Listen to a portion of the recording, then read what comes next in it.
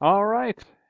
Good day, everybody. And this is our presentation on Section 504, RTI, and dyslexia. We are going to talk about FAPE, the definition of RTI, the definition of 504, dyslexia, and tips for success. Onward.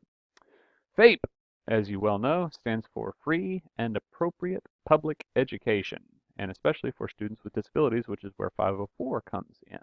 Now, this graphic that you see here represents the levels of educational services provided in Grand Prairie ISD to our scholars. All students follow the TEKS, that is to say, the Texas Essential Knowledge and Skills, without accommodations and supports. Any student can, however, be given supports by qualified teachers. Now, all right, within general education, the first level is RTI. This provides accommodations and supports for struggling students while providing instruction that meets the TEKS. Interventions are research-based, of course, and are outlined by the student success team. Now, down one more level. That's 504, Section 504. Students receiving 504 services get accommodations and supports that are outlined by their 504 committee. They also receive instruction that meets the TEKS. Section 504 refers to the Rehabilitation Act of 1973, and it ensures that any student with a disability receives an appropriate free and public education that substantially limits their ability to function in the school setting by providing individualized plans.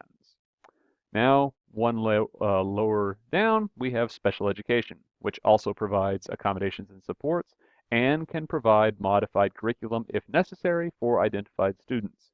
Students with more severe disabilities would likely fall in here and would require the provision of specially designed instruction through SPED and would receive those services under IDEA or the Individuals with Disabilities Education Act. So what is RTI? It is a multi-tiered approach to general education program for all students, including those experiencing academic or behavioral difficulties. The RTI process begins with high-quality instruction and universal screening of all children in the Gen Ed classroom. That is Tier 1, and all our students are on Tier 1. The process is data-driven and consists of increasingly intense research-based intervention in response to student-specific needs. Documentation, progress monitoring, and prepared work samples are all key elements in the RTI process. The goal is to offer on-level support to help student success. So real quick, here is a checkpoint on RTI. Which of these statements is true and which of these statements is false?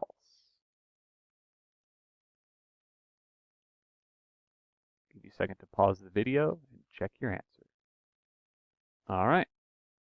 If you have unpaused the video, here are your answers. RTI is the first level of least restrictive support and compliance. True. RTI can be offered to any student. Also true. RTI can only occur in SPED settings. Absolutely false. RTI must be completed before any 504. Also false. RTI is only offered where there's assessment proving there's a disability present. Also false. RTI strategies are used by highly qualified educators for all learners to support mastery. Yay! Now, 504. A student is eligible for 504 if, number one, the student has a physical or mental impairment, and number two, the impairment substantially limits one or more major life activities. This can be any disability, either mental or physical. Both of those questions must be answered in the affirmative in order to provide Section 504 services. Now, impairment. This can be broad, but it has to limit one or more life activities. Examples: blindness, deafness, AIDS, cancer, diabetes, drug or alcohol addiction, ADHD, Asperger's syndrome, dyslexia, temporary illness or injury. That is, if an impairment is going to cause a substantial limitation for an extended period of time, you can have a 504 for that. The committee will determine which accommodations and supports are appropriate, and every class must be considered separately. Accommodations and supports are provided to every student, should not be listed. If every student gets it, it's not an accommodation. There are no as-needed accommodations or supports. And teachers must always provide all accommodations and supports listed for their classes. All teachers will keep track of documentation, and this will be collected every 9 weeks. If accommodations are on the plan, it must be documented. This documentation will be provided to me according to guidelines of WIT, which means every 9 weeks I will collect it. If something needs to be added or changed, ask the 504 coordinator, that is Ms. Smith, to convene a meeting. Reminder, parents or other advocates can file a complaint with OCR, that is the Office of Civil Rights, if they believe a student's 504 rights have been violated. Staff members should provide all accommodations at all times. You will know if a student receives 504 services by a couple of ways. They will have a red indicator in skyward that looks like this, and Ms. Smith has already brought you your 504 accommodation plans for this year. All right, here is a 504 checkpoint. Pause the video, collect your answers. Let's see how you do. All right, are we ready to check those answers? Here they are. Number 1, 504 meetings are held annually and upon parent request. Number 2, when a teacher reviews the list of accommodations, they will sign as proof. And Section 504 is supported by every level of law. It is a federal mandate supported by TEC and supported by Grand Prairie ISD. Now, real quick let's talk dyslexia. The International Dyslexia Association has adopted the following description of dyslexia as a working definition in April of 2002. Dyslexia is one of several distinct learning disabilities. It is a specific language-based disorder of constitutional origin characterized by difficulty in word decoding, usually reflecting insufficient phonological processing abilities. These difficulties in word decoding are often unexpected in relation to age and other cognitive abilities. They are not the result of generalized developmental disability or any sensory impairment. Dyslexia is manifested by variable difficulty, with different forms of language, often including, in addition to problems reading, a conspicuous problem with acquiring proficiency in writing and spelling.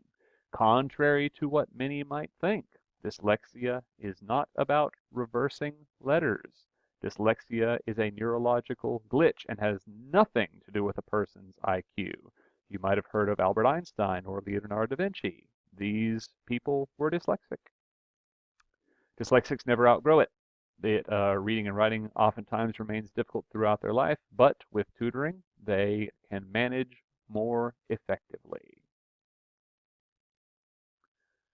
Okay, as a 504 committee member, your job is to look at data before, during, and after meetings, tests, benchmarks, work samples, parent information, medical information, and evaluations.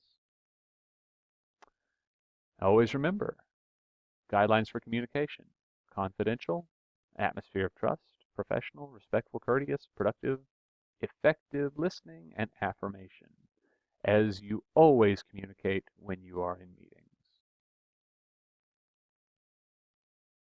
Couple of quick tidbits. Always remember, think. Would you want someone to tell you this about your child or family member? All your notes are open records and are subject to audit. Any questions? Come to us. Ms. Smith is the 504 coordinator. Mr. Tribble is the 504 chairperson. Sharon Booth is the district 504 coordinator. Thank you for all you do.